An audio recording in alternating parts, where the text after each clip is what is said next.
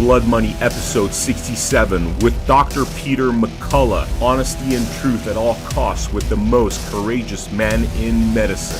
Following that Blood Money episode, which happens at 6 p.m. Pacific, 9 p.m. Eastern, Gloves Off with Joy Gilbert at 8 p.m. Pacific, 11 p.m. Eastern. Don't miss an exciting night of content on the America Happens Network.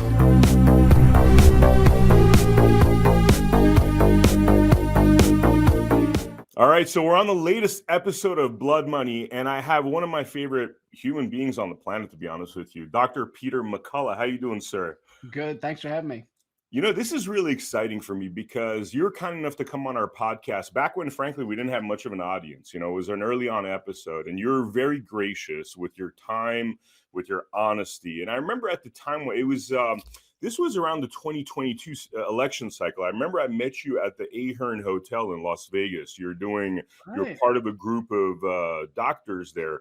And I remember at the time, there was a lot of doctors that were kind of like the A-team of the truther community in terms of what was happening.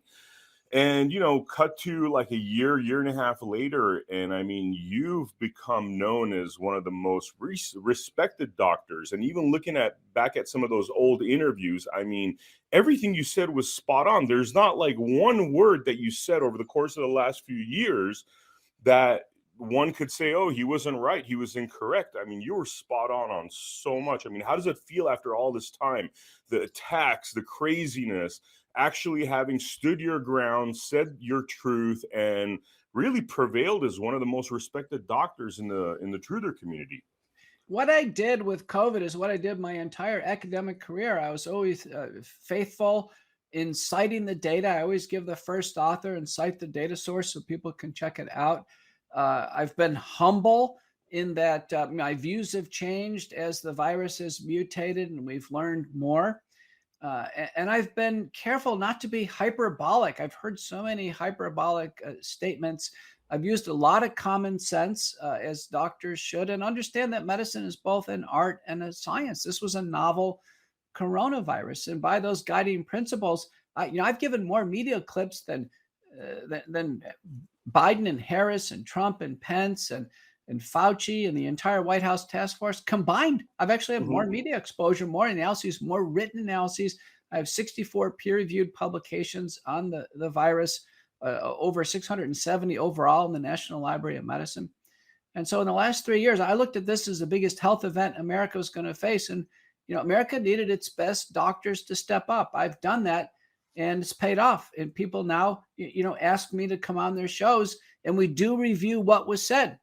And it's very important, as if there's any lesson learned here, is America needs to upgrade its utilization of top doctors so we don't end up with a disastrous pandemic response. Yeah, I mean, with all the, you going on all these shows, it's, I mean, that is on its own you being transparent. You very obviously being transparent, because every time you go on these shows, I mean, the hosts have an opportunity to attack you, to, call bullshit if there is bullshit to be called. But just the fact that courageously, and you've done more press than a lot of these political figures combined, I mean, that says something. It's true. I went on ABC News. And they set up a studio here in Dallas. They wanted me on, and people said, "Oh, Dr. McCullough, ABC News is going to be antagonistic to you," and I'll never forget that. They asked me questions about vaccines. I said, "Listen, I didn't take a vaccine; it wasn't safe enough for me." And the interviewer seemed surprised. I said, "I'm just telling you, if it's not safe enough for me, it's not safe enough for my patients, and here's the reason why."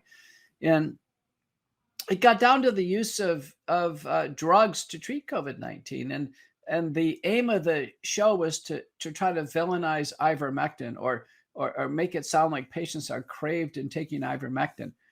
And there was a scenario. This was actually what the write-up is. If you actually go on the internet and look up Dr. McCullough, ABC's News, this was the quote that was written up. And what I said is, listen, if a patient goes to a clinic or an urgent care with COVID, if they weren't offered hydroxychloroquine, that would be okay, provided they were offered ivermectin. And if they weren't offered either one of those two and they were offered Paxlovid, that would be okay. And if they weren't offered Paxlovid, molnupiravir would be okay. And if they weren't offered that, the monoclonal antibodies would be okay.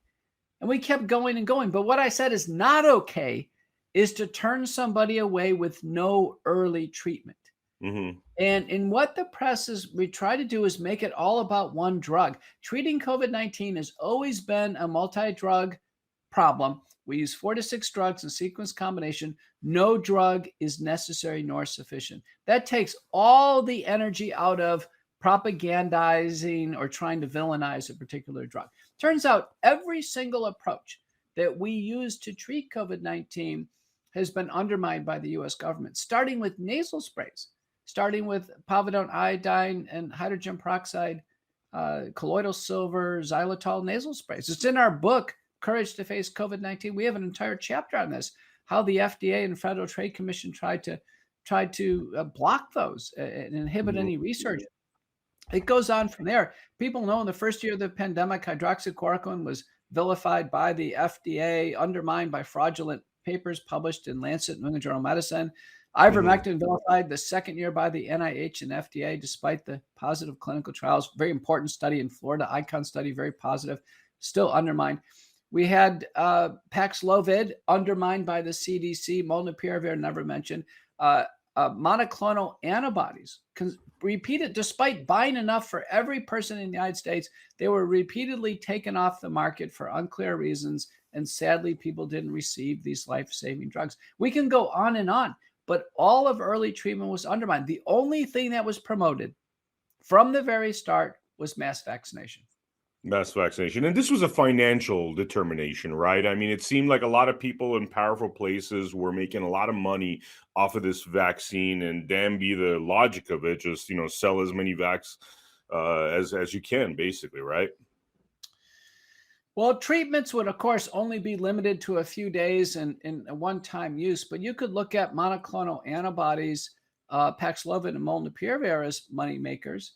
I think it was bigger than this. I think there was an ideology, a vaccine ideology, where the prevailing view is the one thing that all the governments wanted to do was to vaccinate in the world, and none of the governments in the world wanted to feature treatment. None of them. Hmm.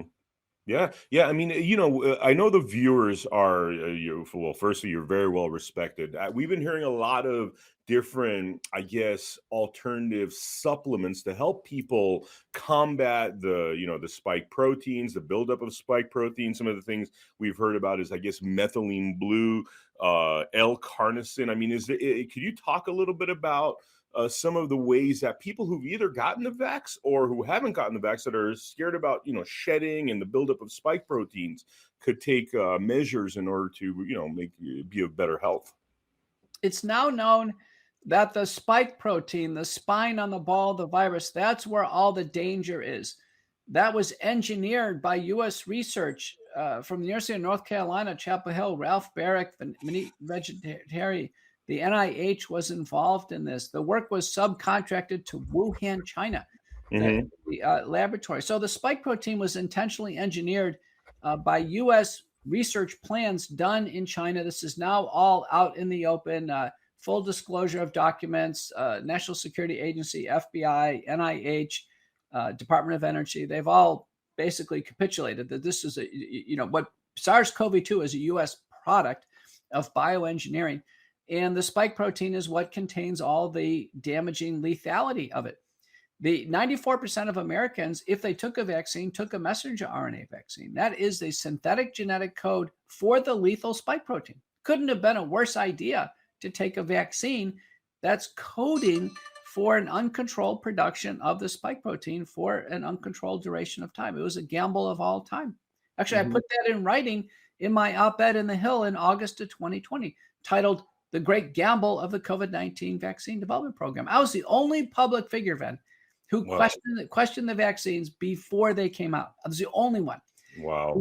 And they made you pay hell for it, by the way. I know your story. They could watch, folks could watch Blood Money episode 18, I think it was, where you go into great detail about how they made you suffer for telling the truth. And, just have to pause there and say again, thank you. Thank you for being so honest from day one. History is going to remember you, Dr. McCullough, for being who you are. But you know that the attacks have been very cowardly and anonymous.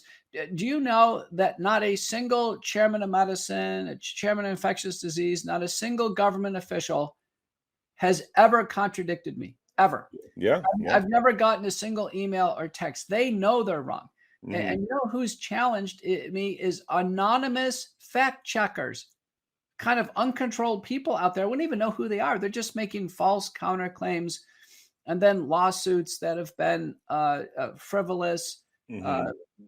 The American Board of Internal Medicine has attacked me. People who have no experience with COVID, no publications with COVID, no Senate testimony experience, and they attack me for statements made in the past on a policy they made in the future. It couldn't be worse for them. Yeah.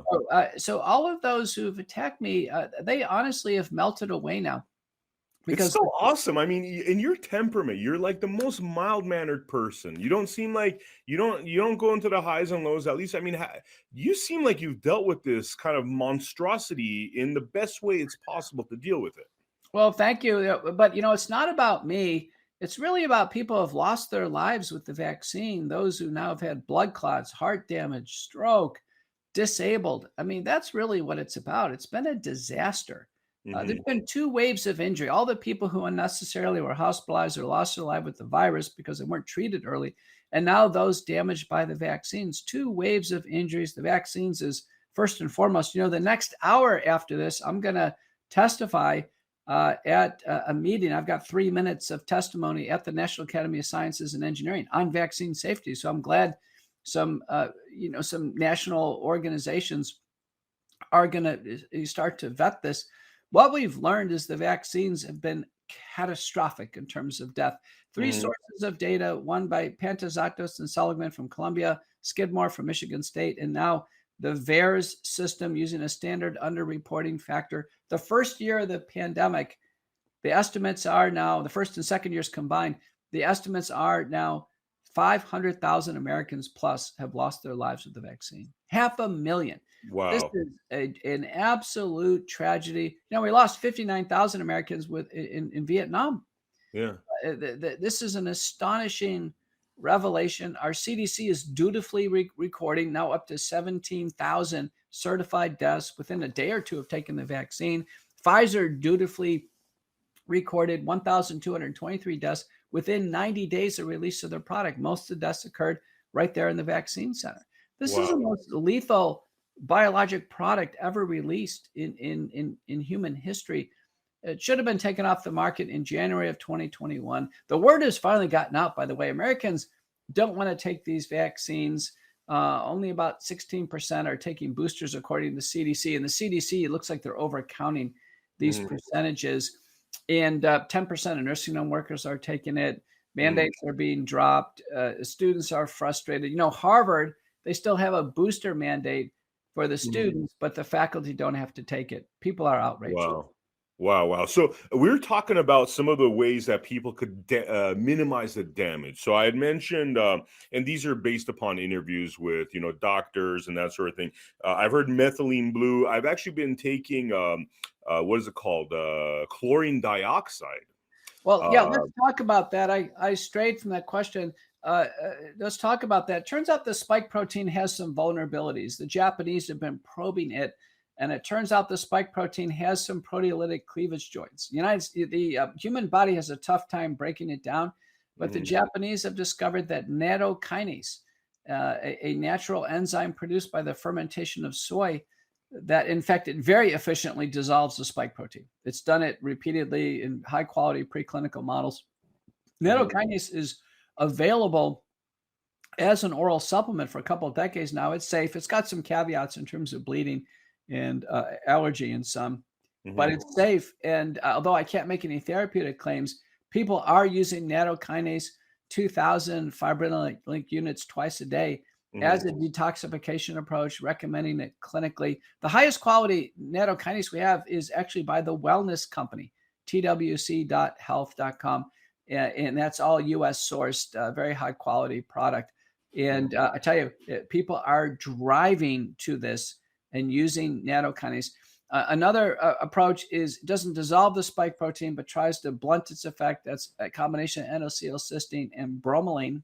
Mm. Uh, We know that ivermectin has some anti-spike protein capability, although most of the spike protein later on is within cells. That's the reason why nattokinase is so desirable. There is an intravenous product um, of a serine protease by the Japanese, from a Japanese river worm. That will be looked at carefully. No data right now on chlorine dioxide, nitric oxide, infrared. I think some of those are much more effective for the SARS-CoV organism itself. But if I was to sit here today and say, listen, what's going to be the lead approach on detoxification? I would say nattokinase. Wow, wow. And is this something that you could get without a prescription, just over the Yeah, counter? yeah, you can go to Wow. Wellness Company. It's a cell phone app or on the internet, twc.health. Yeah. .com, and you'll see the spike support product. It's far and away the lead product worldwide. I'm curious. I mean, you might have already done this, but have you set up a store for people that are interested in getting, one place where all these products to deal with the spike proteins are? I took a position as the chief scientific officer of the Wellness Company, a nationwide alternative healthcare company. Hmm. It has verticals for nutraceuticals and supplements, health and wellness material, access to doctors by telemedicine, community dental clinics. So it's an ideal product for people without healthcare insurance. It's less than $10 a month, so it's really worth it. And people use it in supplemental to their insurance. Wellness Company, twc.health.com. That's the store. That's the kind of the go-to place for healthcare now. And they've been very strategic. They have a operating agreement with myfreedoctor.com, another nationwide system. And nowadays, people are frustrated. They don't want to go to doctors who are going to ask them to take a vaccine. They're going to Wellness Company in large numbers. Yeah, people are terrified. I mean, I had a friend that's going to take had to take her daughter to the hospital, and she was terrified that they're going to give her the COVID jab. She's gone 3 years with getting forced and really resisted, and she's like, the last thing I want is my daughter sleeping. I mean, people are genuinely terrified that without their consent, they're just going to get jabbed while they're sleeping. I mean, these are the kind of stories that are going around.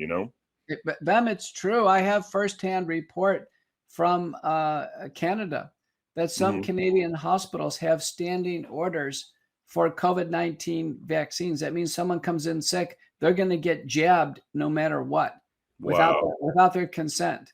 So it's just going to happen. So people are terrified at the hospital right now, and the vaccines have to come off the market because the vaccines are the real source of terror. Big time, big time. So, it's become very obvious that we have a healthcare crisis in this country. I mean, from my reading, and tell me if I'm incorrect here, is that basically the pharmaceutical industry, from the day that somebody enrolls in medical school, pretty much takes over. They start pushing their agenda. Doctors are kept in the dark as far as alternative methods. There's definitely a lack of holistic education. The traditional doesn't seem to be working. I mean, the whole thing seems like a mess. Is there a fix to this? What is and so is there a fix to this? What is the fix to this? And are we going to come out of this mess? Are we going to have like a healthcare system that actually cares about our health versus the profit of the pharmaceutical companies? We can't throw out the baby with the bathwater. We clearly need conventional medicine for the big ticket items of cardiovascular disease, cancer, yeah, surgeries for appendicitis and gallbladder. I mean, the standard total hip replacements, and these are major advancements. So we need the conventional medical system, but people are interested in alternatives, and COVID is an area where it was almost all alternative medicine. Great interest in diet and lifestyle, what people can do to Hmm. improve their health. Smoking's way down. Alcohol use is way down in the United States. So I think it's going to be a blend. Hmm. We can't throw out the baby with the bathwater. But the doctors who failed to treat their patients with COVID and then suggested, if not forced the vaccines on their patients, those doctors owe their patients and the world an apology. And I don't know how they're going to move forward. I'm not seeing too many doctors coming out yet and apologizing. That's all to come in the future. Well, I mean, it's like legal liability too. If they apologize, aren't they basically saying that they might be culpable in potential manslaughter? I mean, is there that issue of why they're not really saying sorry? It could be they could feel like they're too deep into it, like some terrible situation like Nazi Germany doctors. However, the broad liabilities of the PrEP Act and CARES Act almost covers anything with respect to COVID. So I don't think they're going to be personally liable. They are losing a lot of patients because they're angry. And I think America and the world we're amazingly forgiving people. If doctors would come out and just come clean on this and say, listen, they took a wrong approach to this. Many doctors took the vaccine themselves, Hmm. and they greatly relate. I'm in practice. I have doctors who took the vaccine. They're seeing me in practice, and they regret taking the vaccine. Wow. So, they have, doctors are going to have to come forward on this.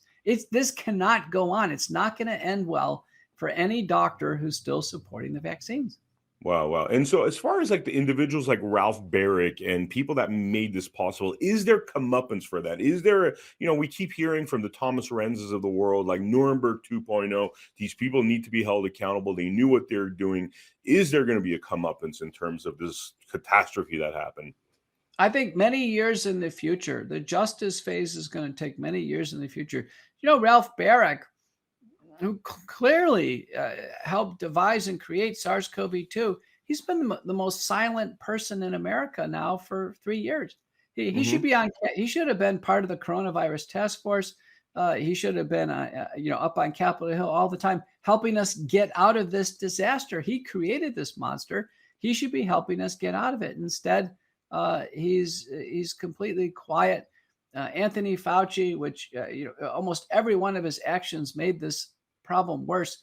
On his departure notice on the NIH website, there's no mention of COVID, as if Wow. it doesn't even exist. I mean, you can tell people are living in some type of never land here. Yeah, yeah, definitely. So what's this last 3 years has been, I'm sure, a huge evolution in terms of where you were, where you are today. What does the future hold for you personally? Is it a lot of testimonies? Is it a lot of meeting with politicians and telling them what happened? I mean, how do you see the next year or two in terms of what's on your schedule? I've morphed into a public figure. That's now part of my life. I've had to move my practice twice. I'm an independent practice. I'm very active as a researcher and a writer. So Mhm. I've had to redefine myself in the pandemic, but not unlike other people who've lost businesses or had to adapt. Everyone's had to adapt. But because of my extensive research and public statements and being on the right side of history, I anticipate I'll be very involved in investigations, House, Senate, Wow. special Wow. counsel.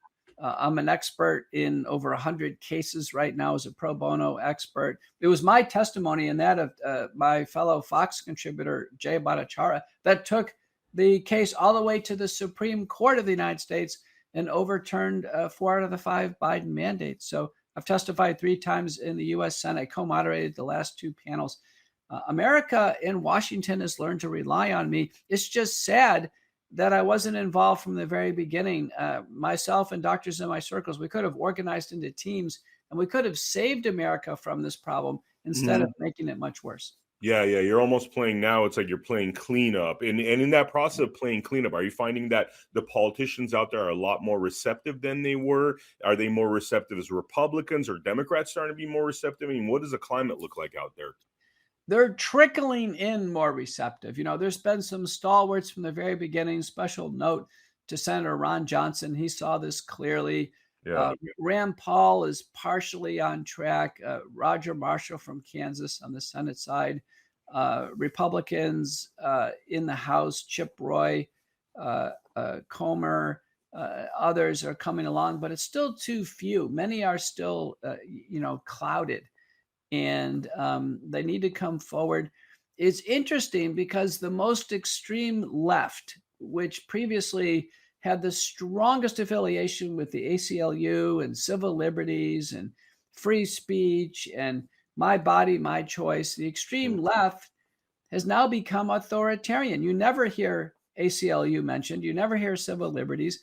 You hear about a constant drumbeat of taking away freedoms Mhm. and forcing vaccination. New York State Governor Kathy Hochul just a few days ago has appealed and still tried to keep alive the New York State concentration camps for vaccination. It's Wow. stunning. This is in America, and that's what Hochul wants. Now, on the extreme right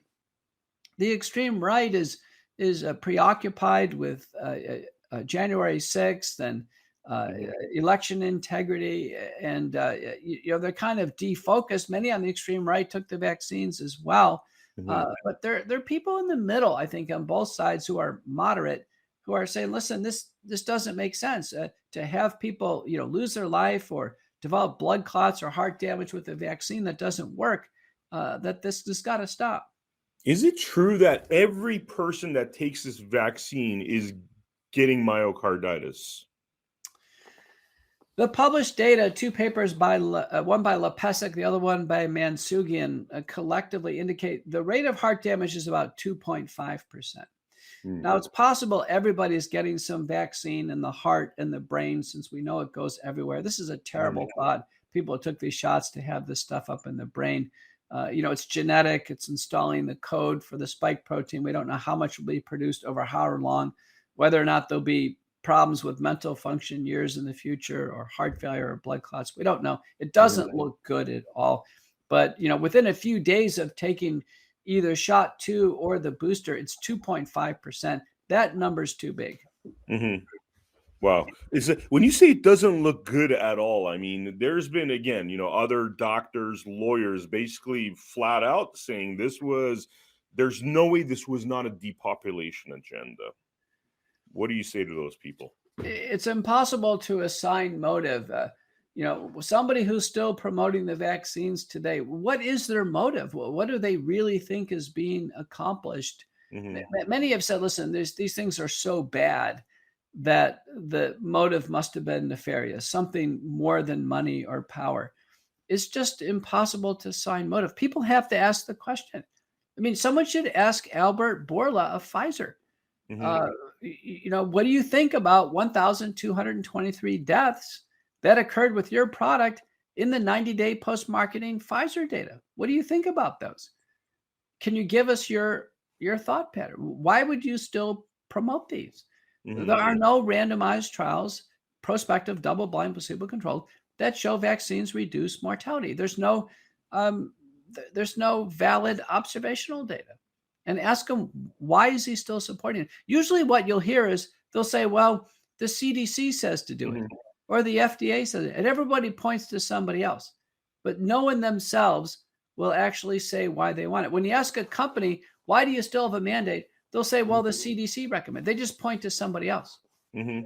It's so crazy. It's an epidemic of cowardice. I mean, doctors, I thought, my dad's a professor, by the way, so I know that his whole life he's been involved in research in some form or another, and again, professor of economics, so he's always been researching. Why is it that there seemed to be a crisis of doctors not doing their own research and just going along with what the CDC said, even when there's lot of clues. I mean, with these doctors in the hospital that are giving remdesivir and seeing the same repeated thing happen over again, death, death, death, death. I mean, these doctors didn't have a sense of curiosity. Wait a minute, let me go do my own research. And how do we fix that issue? How do we bring back doctors that are curious and doing their own research? When it comes to remdesivir, doctors just needed to go to the World Health Organization. Hmm. November 4th of 2020, WHO, after a meeting, scientists, critical care doctors, ethicists, they declared remdesivir is contraindicated. Do not use it to treat COVID in the hospital. WHO, they revisited that in May of 2022, and they concluded they were right to begin with. Remdesivir never should have been used beyond November of 2020. All doctors need to do is look at the WHO. States, Health and Human Services departments should have pulled remdesivir off the shelf. They Hmm. shouldn't even allowed it to be used. Instead, HHS incentivized the use of remdesivir if hospitals use it. They got a bonus on the overall hospital stay. Since when do we use one drug and we get a bonus for the entire hospital stay? It doesn't happen for any other products.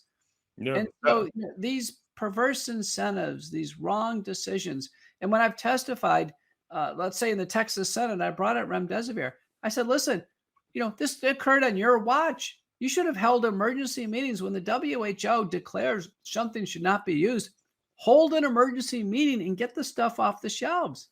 And the senators just looked at me absolutely slack jawed. They were just stunned.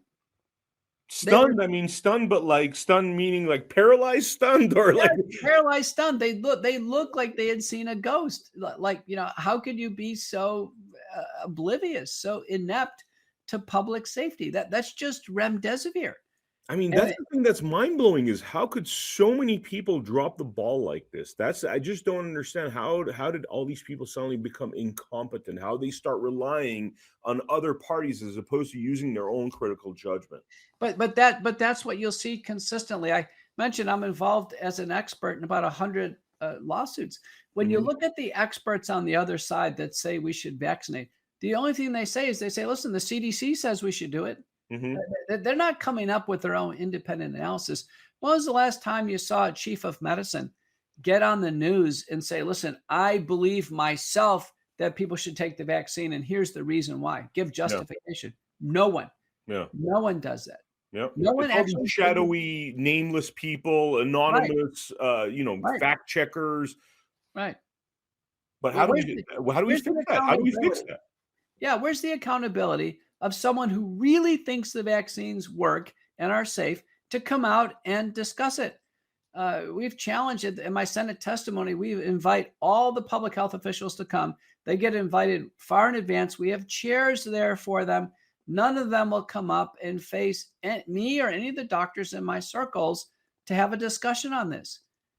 It's like Wow. we Wow. know that they know that they know that they're wrong. Yeah. They're wrong. And you have the courage to stand up for the truth that you're bringing to the table, but they don't have the courage Right. to sit there and I mean, that alone is a smoking gun. That they're full of shit. I hate to say it, you know? Or how about this one? How about for these university vaccine mandates? When was the last time you saw a dean or a provost say, listen, it's my idea. It's Mhm. my idea. I'm going to take responsibility for this. Wow. Any company or university that has vaccine mandates, nobody knows where they come from. Nobody knows who's responsible. No one claims to have responsibility. Mhm. Nobody says they're sorry when, let's say, a young student has myocarditis, is damaged. It happened with student Simone at Northwestern in 2021. She takes Moderna, clearly gets Moderna myocarditis, goes all the way into heart failure, needs a heart transplant at Northwestern, and she dies afterwards. Wow. No, Wow. no public apology from Northwestern. Wow. No reconsideration, no in memoriam, nothing. And that vignette is well documented, and social media, on the internet. Joe Rogan had that when I went on his podcast. Joe Rogan had the vignette, not me, about Wow. Simone. He wanted to know about it. And so this is the strangest behavior, a lack of accountability, a lack of compassion or concern. Simply Wow. take the vaccine, suffer, potentially lose your life, or get out of the organization.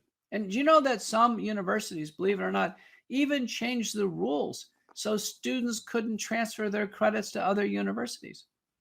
Wow. Wow. Wow. This is just I mean, again, how do we somebody well, I interviewed a doctor. He said literally because I was like, 1 out of 1,000 doctors seem to have done the righteous thing. And what this doctor said, actually, we're going to air this interview next week, which is that no, it's really 1 out of 10,000. 1 out of 10,000 actually did the right thing. He's like, it's closer to that number. I mean, how do we fix this? How do we fix it so next time it's not 1 out of 10,000? Are we doing something wrong in our education and the way we're training these people? I mean, what's going on where because that's a very small number to stand up to the truth, especially when there's people dying. That should scare the shit out of people. But how do we It's fix true. I recommend the next time no government intervention at all, none. that? The government should have nothing to do with it. The CDC traditionally just does outbreak analysis, data analytics, and in vitro Mhm. diagnostics, period. Wow. The government agencies have no intervention at all, none. Let the doctors take care of it. We'll self-organize. You're right. The numbers, there's 1 million doctors in the United States. We estimate that about 500 carried the whole country for 3 years. There's about 500 right now that actually recognize these FDA acknowledged vaccine injuries, Yeah. myocarditis, brain damage, blood clots. This is all FDA recognized it. The other doctors are gaslighting patients. Patients come in with heart damage and they'll say, no, but it's not due to the vaccine. or a blood clot. And it's Wow. obviously due to the vaccine. I mean, the FDA says it's due to the vaccine. So these doctors are in some type of groupthink. Yeah. Yeah. And remember, Friends. most of these doctors took the vaccine themselves, and they're still taking it. Yeah. So they're in a sense, they're in the form of formation. They're in some form of psychological lockstep with one another. It's scary. Patients have lost their trust. You know, we know fully 25% of Americans did not take the vaccine. That's a Mhm. big number. That came out through the COVID States Project recently from Northeastern University and Harvard. The CDC previously said it was only 8% unvaccinated, but CDC was double counting people if they didn't have their vaccine card when they came for a booster. So the CDC estimate has to be thrown out. It's fully 25% of Americans didn't take the vaccine, and boy, are we happy we didn't take it. Big time, of course. So, Dr. McCullough, in closing, is there anything you'd want to say? The mic is yours, the websites, what you're doing, coming up, pretty much it's all you. Well, thanks for following me. The big news is I'm going to start a TV show here in Dallas with my co-author, John Leake. It's called The Second Opinion AFN Network. Terrific. We're going to get going next month. Follow me on my Substack, Courageous Discourse, now with voiceovers, my podcast, America Out Loud Talk Radio, McCullough Report, book, CourageToFaceCovid.com, and then central source for everything, including to the wellness company. Go to my website, petermcculloughmd.com. I've done everything I can as a practicing doctor and a public figure to help America, help the world get through COVID, now get through this wave of vaccine injuries and close the crisis. Thank you so much for having me on the program. Thank you, sir. You are an American hero. Honestly, I'm always humbled to have you on our show because you really, from day one, you stood up to this insanity, and history is going to remember you, sir. History is going to remember you, and you deserve it. You deserve every ounce of respect, admiration that's coming because I know this was a tough journey. We all know what it feels like to be attacked, and you stood for the truth, and we tremendously respect you for it, sir. Thanks for having me. Thank you, sir. And for the viewers out there, check out americahappens.com for our latest episodes of Blood Money and all our other podcasts. We will be having the Joey Gilbert podcast. Mindy Robinson has 2 shows with us. Gianna Michelli has the awesome State National University. And of course, a lot more content coming up in the next few weeks as we bring on new talent, new shows. And so I look forward to seeing you on americahappens.com. Thank you for joining us for the Blood Money podcast, and see you on the next episode.